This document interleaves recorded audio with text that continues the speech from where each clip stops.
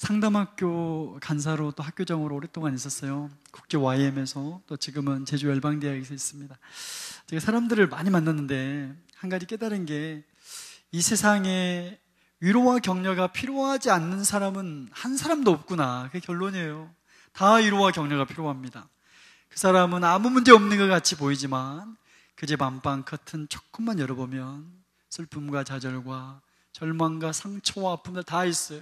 개인의 문제든 가족 간의 문제든. 그래서 다 위로와 격려가 필요합니다. 그래서 가족 치료의 대가인데, 보현과 더불어 특별히 이제 경험적 가족 치료라는 모델을 만든 분이에요. 버지니아 사티어라고. 그런 얘기 하셨더라고요. 허그, 우리 허그하는 거 있죠. 허그는 충전이다. 아주 유명한 말을 했습니다. 우리 한번 따라서 해볼까요? 허그는 충전입니다. 예, 뭐 오전 예배 때는 안 할 텐데 오후에 오시면 허그 할 거예요. 막 허그하면서 너무 좋은 시간 가질 겁니다. 오후에 오시길 바랍니다. 오후에는 그렇게 할 거예요. 다 일어나가지고 뭐 형제는 형제끼리, 자매는 자매끼리 허그하는데, 뭐 그 사티오 말에 의하면은요, 하루에 4번 이상 허그해야지 존재, 생존할 수 있답니다. 8번 이상 허그해야지 메인테인, 유지해 갈 수 있대요, 나의 영적 삶을. 그런가 하면 12번 이상은 허그해야지 다른 사람에게 영향력을 주는 삶을 살 수 있다고 얘기합니다. 그렇게 되기를 축복합니다. 허그는 안 하겠지만 여러분 옆에 사람 있잖아요. 서로 말을 안 하니까 그래요. 마음 안에 다 위로가 필요해요. 격려가 다 필요합니다. 얼굴 한번 봐보세요. 다 얼굴에 써져 있어요. 옆 사람한테 얘기해 주세요. 이렇게 얘기해 주십시오. 하나님이 당신을 사랑하십니다. 얘기해 줄래요? 예, 감사합니다. 우리 목사님께서 말씀해 준 것처럼 맞아요. 그렇습니다. 미국의 UCLA 언어학자들이 연구했어요. 인간의 커뮤니케이션에 대해서. 인간의 의사소통에서요, 말로 하나님이 당신을 사랑하십니다 7%밖에 전달이 안 돼요. 예, 그 말보다 훨씬 임팩트가 큰 게 38%가 목소리의 톤이에요. 같은 말을 해도요, 그 언어의 내용보다 더 임팩트가 큰 게 목소리의 톤입니다. 따뜻하게 부드럽게. 우리 교회에 나올 환영합니다, 이 말할 때 환영합니다, 웰컴 단어보다 웰컴하는 그 목소리 톤, 그런가 하면 더 55%는 뭐냐면 그 눈빛 하나, 몸짓 하나, 제스처, 표정이에요. 예?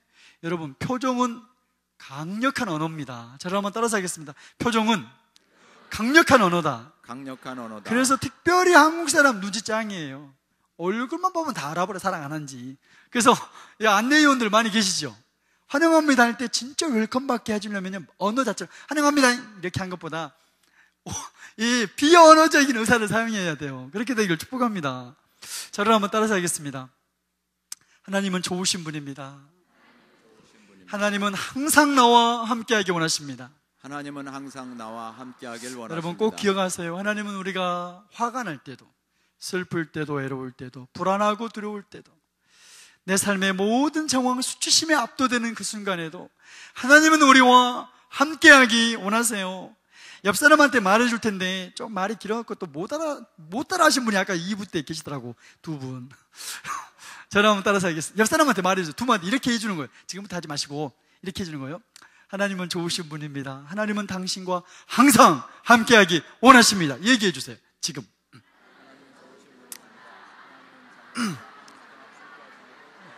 예, 아직도 못 알아먹네. 말로만 7%밖에 안 된다니까. 목소리의 톤과 비언어적인 의사소통이요, 언어 버벌 랭귀지는 7%예요. non-verbal language, 비언어적인 의사소통이 93%나 돼요. 그래서 뒷사람한테 너무 기니까 또 못 따라 하시니까 한마디만 해주세요. 함께! 한번 해보게. 뒷사람한테 얘기해 주세요. 예, 한마디 더. 항상 얘기해주세요. 항상 얘기해 주십시오. 예. 하나님 우리와 항상 함께하기 원하세요. 여러분, 상담 심리학 쪽에 고민이 있었어요. 인간이 진짜 원하는 건 뭘까?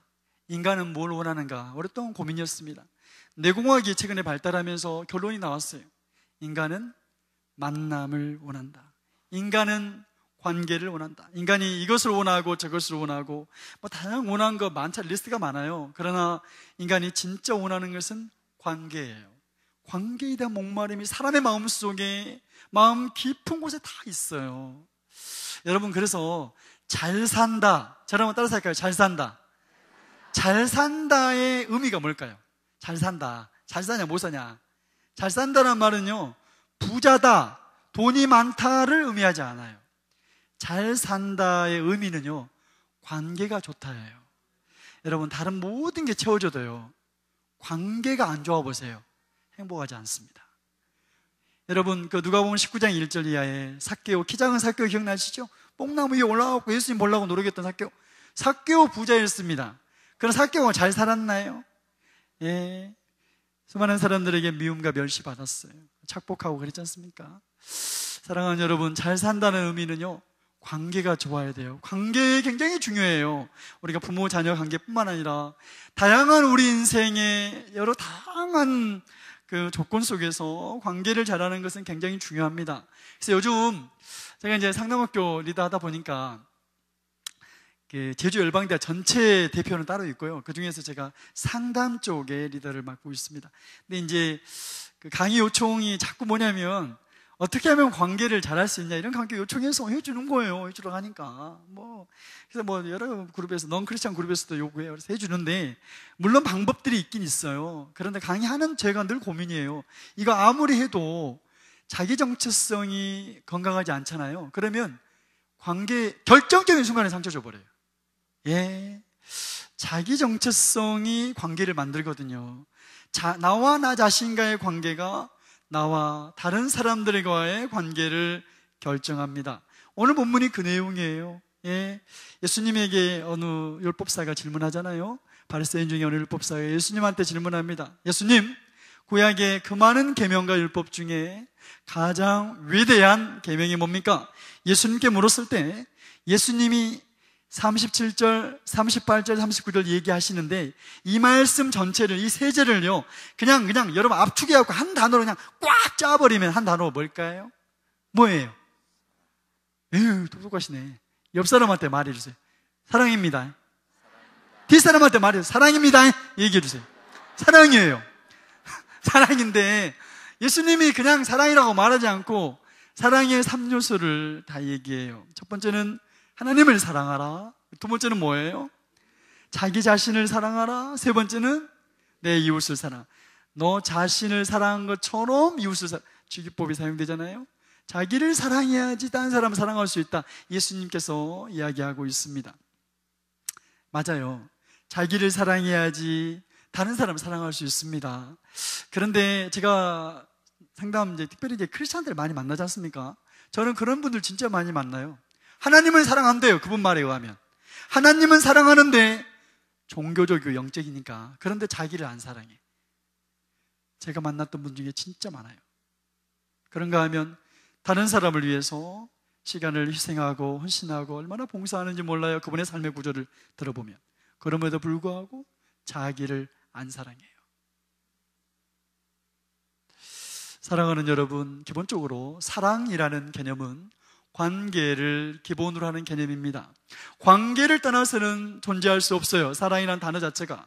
그래서 내가 하나님을 사랑한다, 이 말은 나와 하나님과의 관계를 말합니다. 그런가 하면 내가 어떤 사람을, 다른 사람들을 사랑한다, 이 말은 나와 그 사람들과의 뭘 말할까요? 못 알아먹네. 이쪽은 옆 사람한테 말해주세요. 관계입니다. 예, 그런가 하면 내가 나 자신을 사랑한다, 이 말은 나와 나 자신과의 뭘 말할까요? 어휴, 똑똑하시네. 관계예요. 예, 여러분, 예수님께서 자기를 사랑해야지 딴 사람 사랑할 수 있다, 이 말을요 요즘 현대적 관용어로 조금 바꾸면, 요즘 심리학에서 많이 사용하는 단어로 조금 바꾸면 이런 말이에요. 나와 나 자신과의 관계가 나와 이웃과의 관계를 결정한다. 성경을 모르는 심리학자들이 얻어낸 결론입니다. 그 다음에 저희가 성경 찾아보는 게, 물론 우리 기독교 상담이요, 사실 일반 상담에 여러 가지 메서드나 모델, 방법과 모델들을 많이 가져왔어요. 가져오는데 저희 YM의 보건상담대학은 이제 성경이 지지하는 것만 택합니다. 가져와요. 근데 여기 나왔어요. 이미 예수님이 2000년 전에 말씀하신 내용입니다. 나와 나 자신과의 관계가 나와 다른 사람들과의 관계를 결정해요. 예, 자기 정체성이 중요하다는 말입니다. 내 안에 여전히 거절감의 이슈가 있는 분들 굉장히 많습니다. 예, 너무너무 죄송한데 제가 바로 결론을 말씀드리자면 자기 거절감, 내가 나에 대해서 등을 돌려버려요. 예, 내가 나를 싫어해. 이 자기 거절감의 이슈가 있는 사람은요, 이 거절감이 관계에서 결정적인 순간에 영향을 미쳐버립니다. 예, 관계 기술을 아무리 많이 익혀도 내 안에 거절감의 이슈가 있는 사람은 의도하지 않았어요. 말하지 않았는데, 그리고 심지어는 내가 그 사람에게는 상처 안 주고 싶어요. 그 사람은 내가 좋아하는 사람이에요. 여러분의 자녀일 수도 있습니다. 그러나 내 안에 자기 거절감의 이슈가 있는 분들은 그 사람에게는 상처 안 주고 싶었는데 결정적인 순간에 얼마나 아프게 하고 힘들게 한지 몰라요. 의도하지 않았어요. 나도 그렇게 안 하고 싶어. 제일 힘든 사람이 자기 자신이에요. 내 안에 낮은 자존감을 다른 말로 열등감이 심하다고 얘기합니다. 내 안에 열등감이 심한 사람들, 물론 요즘요 제가 강의 많이 하는 게 자존감이거든요. 건강한 자존감. 방법이 있어요. 저도 강의 쭉 해요. 한 5시간짜리 강의 있거든요. 그런데 그 건강한 자존감을 배워가지고 스킬이 있어요. 그렇게 아무리 백날 가르쳐봤자 지가 여기서 지는 자기를 가리켜요. 자기가 자존감이 낮아 이런 사람은요, 이 열등감이 이걸 아무리 백날 해봤자 스킬을 해봤자 결정적으로 열등감을 팍팍 줘요. 저는 이런 사례를 수없이 많이 듣습니다. 저를 한번 따라서 하겠습니다. 정체성과 관계. 여러분, 정체성과 관계에서 중요한 건요, 자기 정체성이에요. 내 안에 건강한 정체성이 있어야지.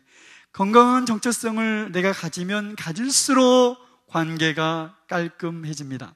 저는 그런 일이 동천교회 안에 일어나기를 축복합니다. 그래서 여러분의 가정 안에서, 직장 안에, 일터 안에서, 관계하는 모든 관계 안에 퍼져가기를 축복합니다. 예, 그러면 어떻게 해야지 건강한 정체성을 가질 수 있을까? 이게 이번 강의의 특징이에요.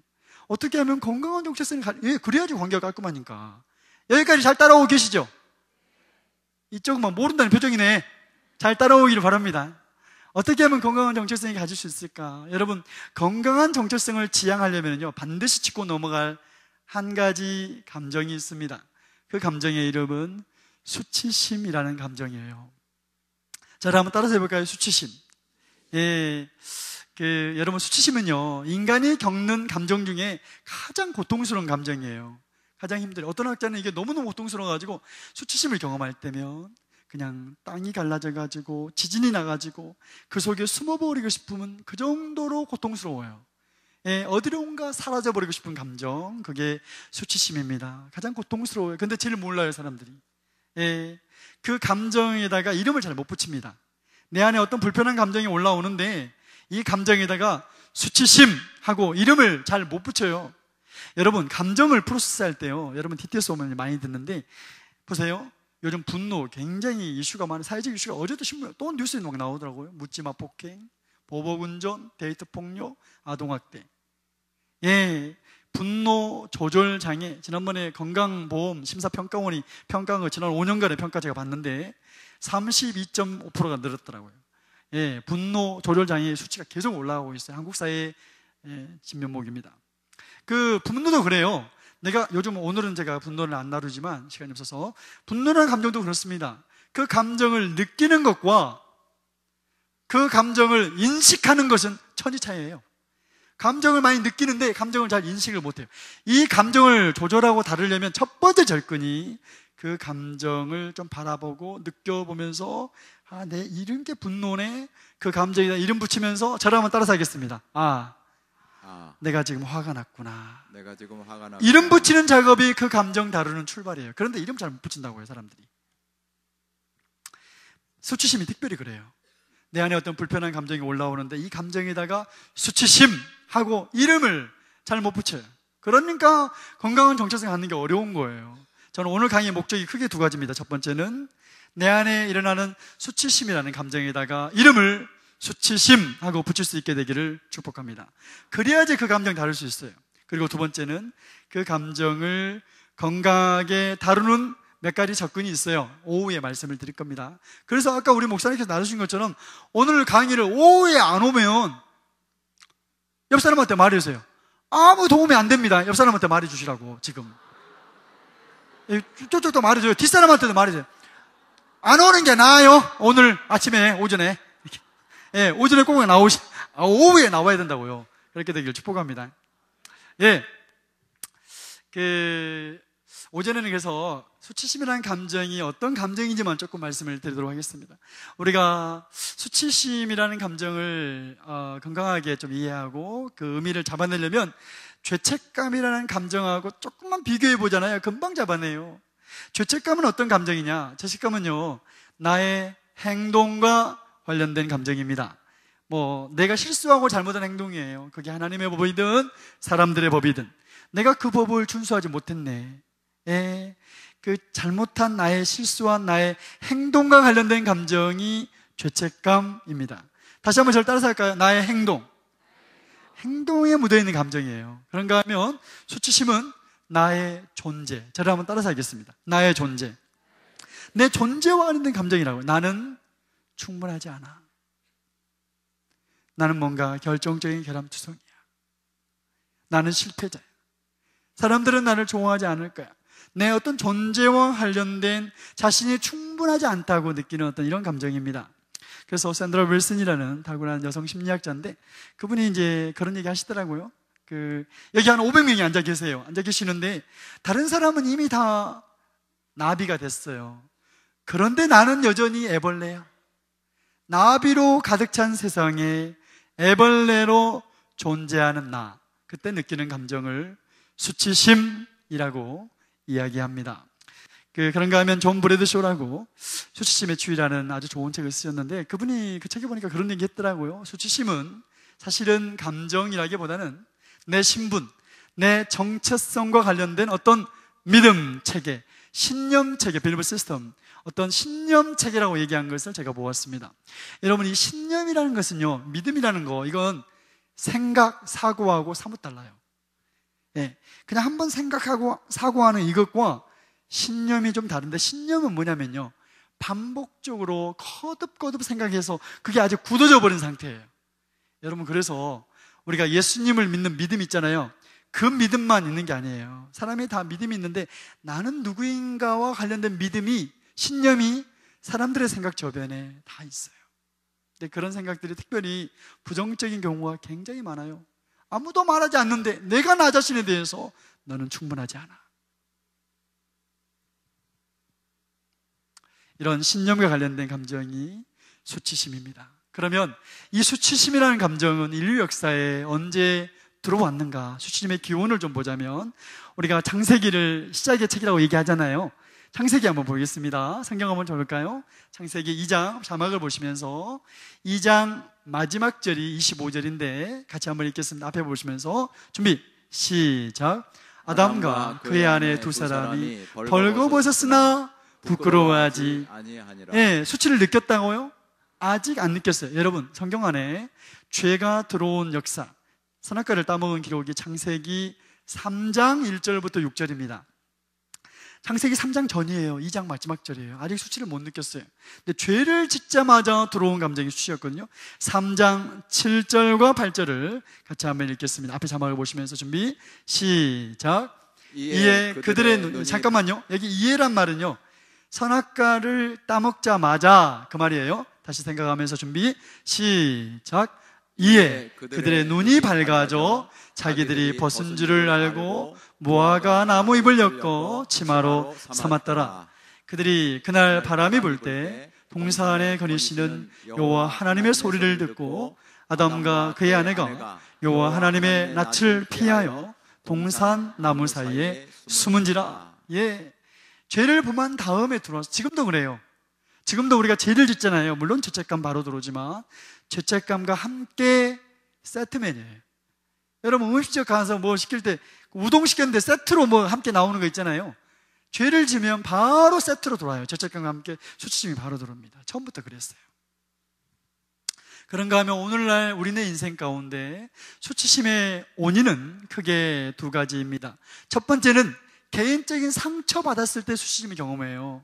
그런가 하면 두 번째는 문화가, 내가 살고 있는 세속 문화가 주는 영향, 문화가 주는 어떤 영향 때문에 수치심을 경험하는 경우도 사뭇 많습니다. 예를 들어서 여러분, 모든 문화가 다 그래요. 미국도 그러더라고요. 남자는 이래야 된다, 여자는 이래야, 말하지 않아요. 그러나 어떤 카테고리가 있습니다. 그 사회 안에서 다들 인정하는, 그래서 내가 그 안에 들지 못하잖아요. 그 카테고리 안에 내가 들지 못할 때 사람들이 기본적으로 수치를 느껴요.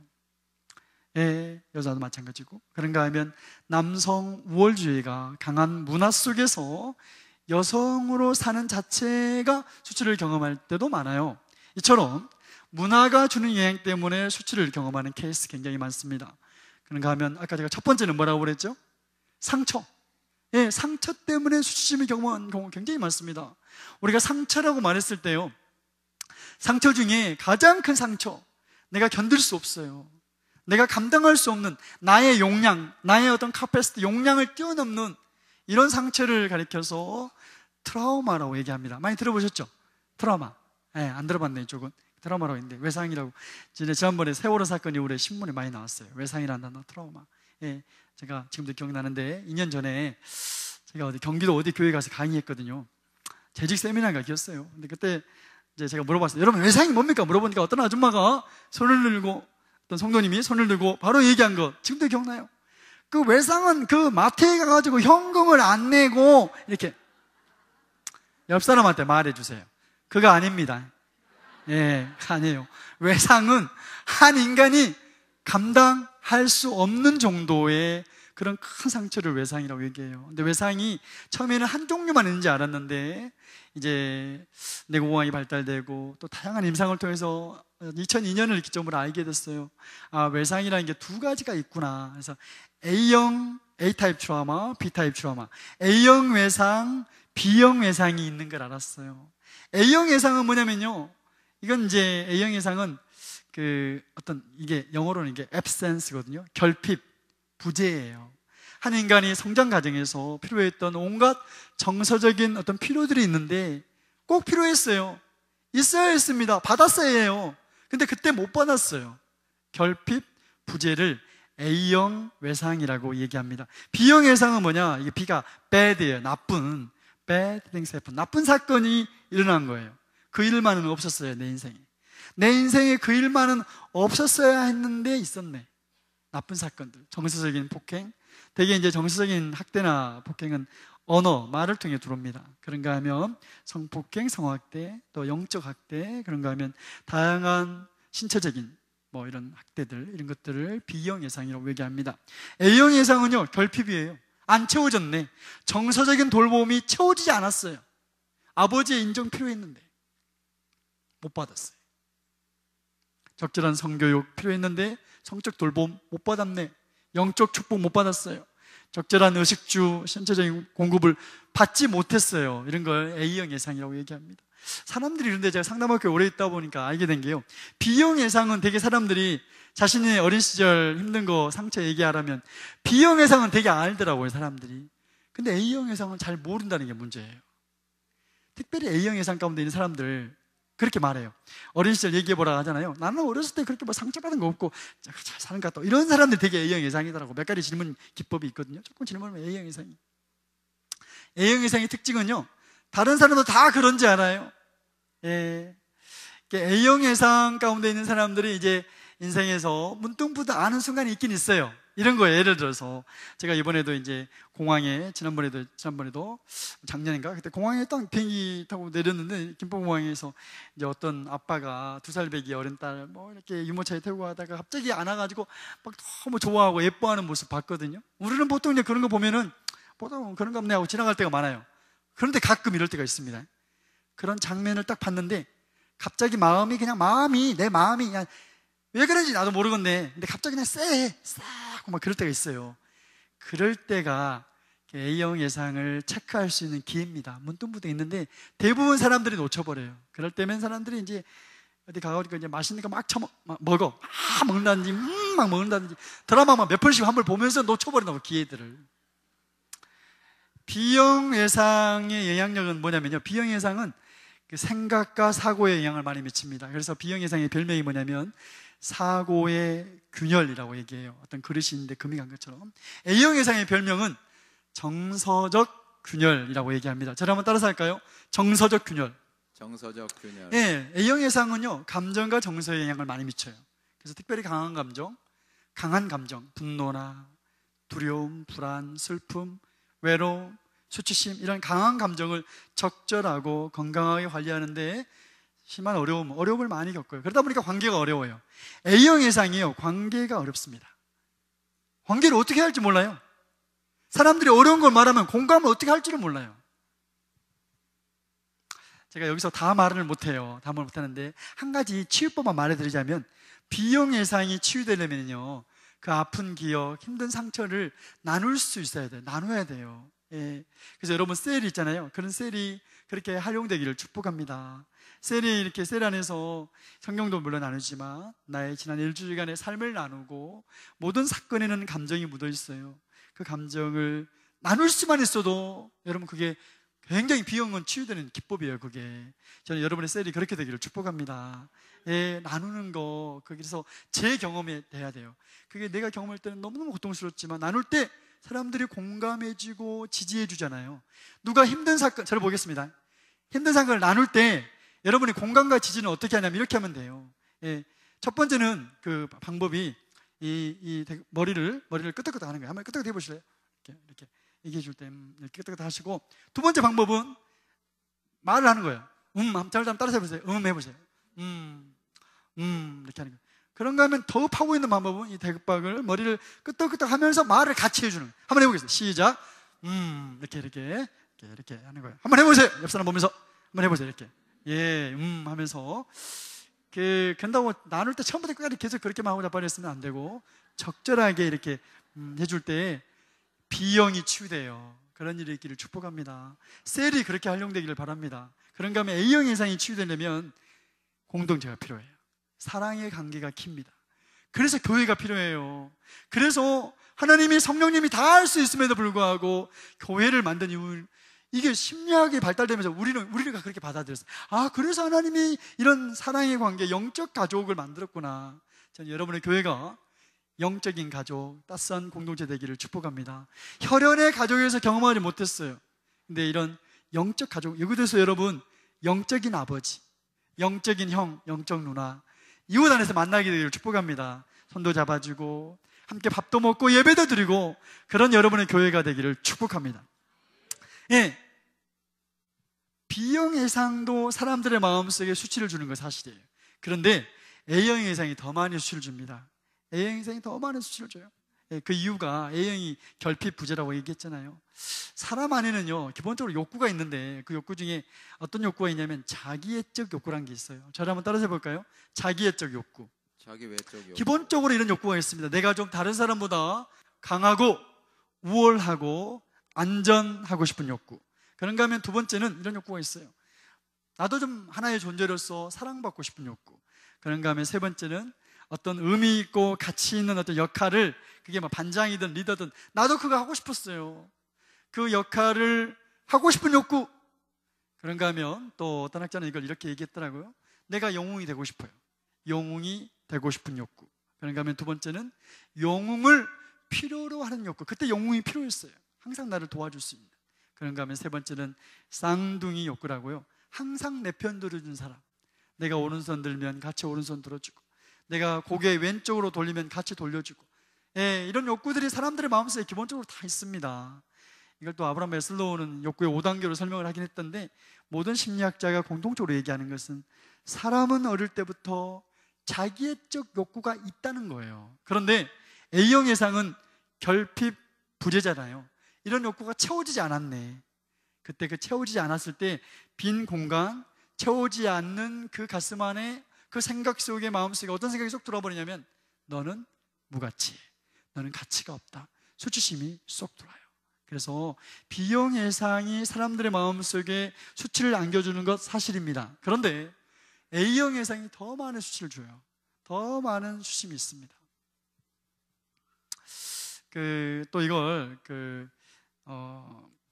미국의 플로신학교회 교수님인데, 플로신학교회 교수님인데 스미스 루이스 교수님이라고, 그분이 이제 좋은 책을 썼어요. 수치와 은혜, 쉐이먼 그레이스라고 좋은 책을 썼는데, 그 책을 보니까 그분도 뭐 비슷하게 얘기했더라고요. 첫 번째는 수치심의 원인을 그 교수님 말씀에 의하면 첫 번째는 세속 문화다. 두 번째는 은혜를 잃어버린 종교, 은혜 잃은 종교. 그런가 하면 세 번째는 용납 없는 부모. 세 가지로 정의한 것을 제가 쭉 보았습니다. 여러분, 세속문화, 첫 번째가 세속문화 때문에 사람들이 수치를 경험한다고 얘기하는데, 세속문화의 기초가 뭔가요?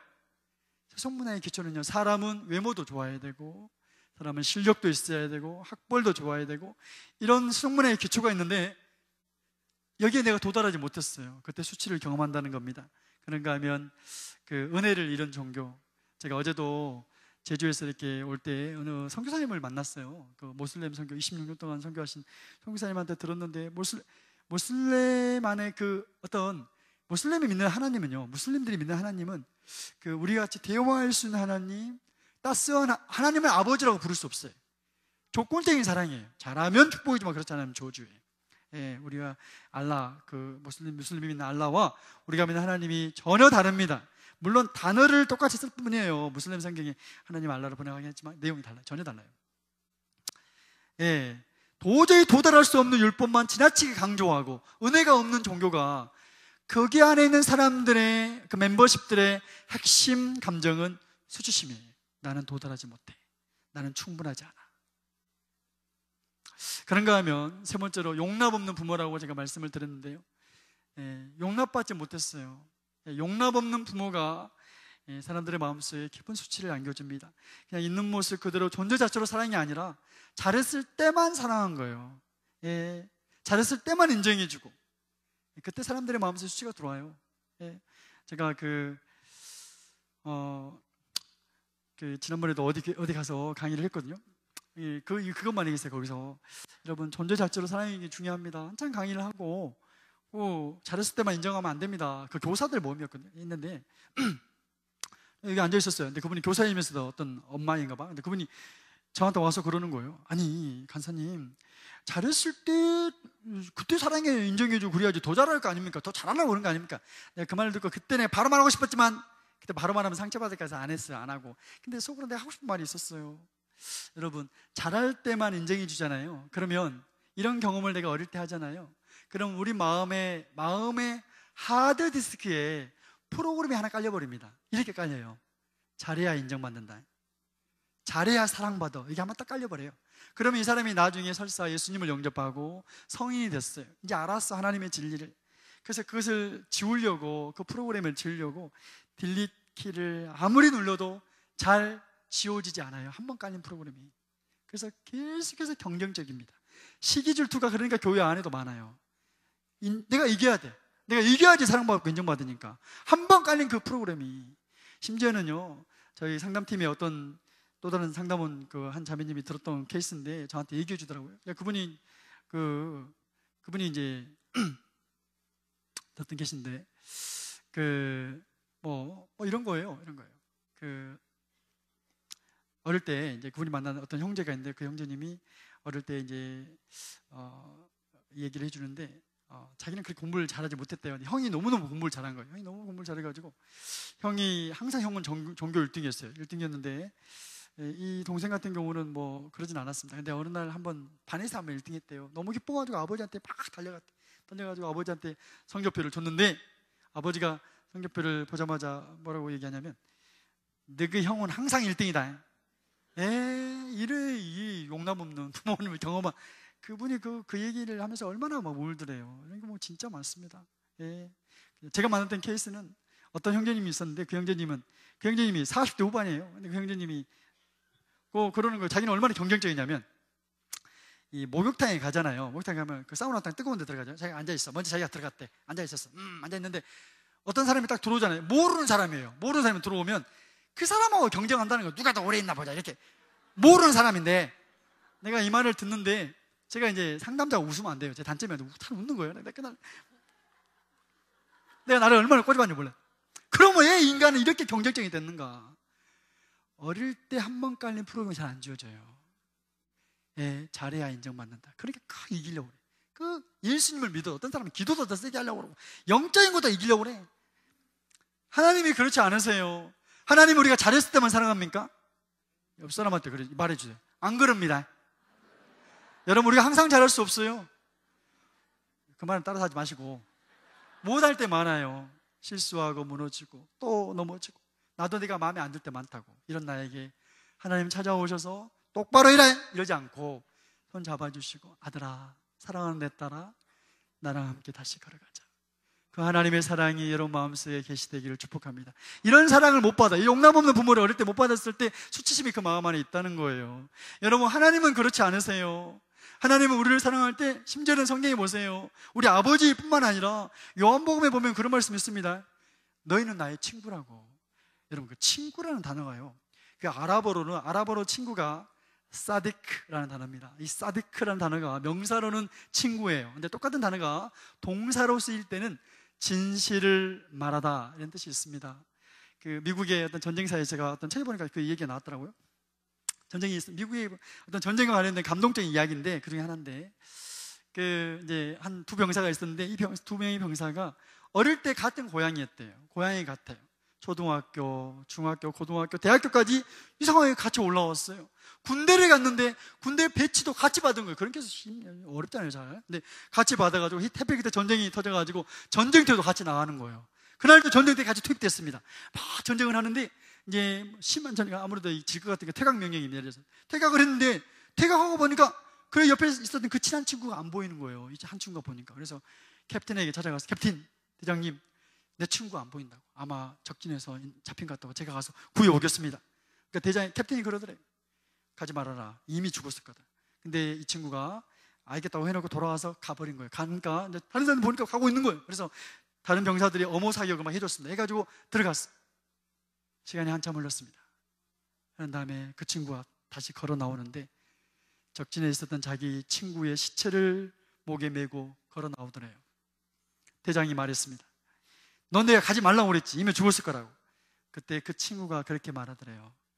대장님, 제가 적진에 갔을 때 제 친구는 아직 죽지 않았습니다. 물론 피를 많이 흘리고 있었지만. 근데 그 친구가 데리러 온 자기 보면서, 구하러 온 자기를 보면서 이렇게 말하더래요. 사디크, 친구야, 나는 네가 나를 데리러 올 줄 알았다. 사랑하는 여러분, 예수님께서도 그런 말씀이에요. 요한복음 15장 13절에 보면 예수님이 이렇게 말해요. 사람이 친구를 위하여 자기 목숨을 버리면 이보다 더 큰 사랑이 없나니. 그러면서 예수님이 14절에 이렇게 말해요. You are my friend. 너희는 나의 친구라. 찬송가 394절에 보면, 4장에 보면 그런 찬양이 있잖아요. 우리 찬양 좀 같이 하면서 오늘 예배를 마치고, 오전 예배 마치고, 우리 찬송가 394장을 다 펴고 찬양팀이 잠깐 나오셔서 찬양을 인도해 주시면 좋겠습니다.